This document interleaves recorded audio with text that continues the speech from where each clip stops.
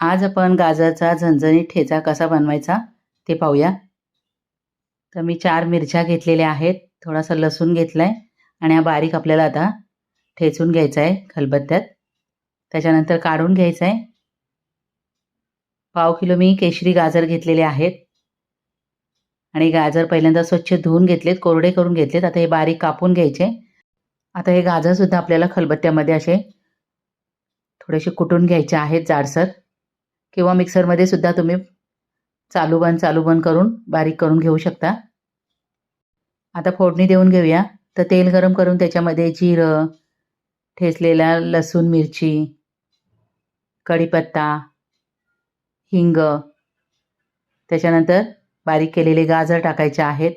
चवीनुसार याच्यात मीठ टाकायचं आहे आणि झाकण ठेवून आपल्याला 5 ते 7 मिनटं वाफेवर शिजवून द्यायचे. पाण्याचा वापर अजिबात करायचा नाही.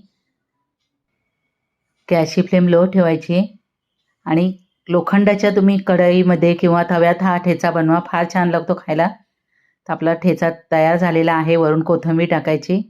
घरात जर कोणतीही भाजी नसेल आणि नुसते गाजर जरी असतील तर त्याचा हा ठेचा जरी बनवून खाल्ला ना तो पोटभर जेवाल तुम्ही. तर हा गाजरचा ठेचा असा बनवून बघा, आवडेल तुम्हाला.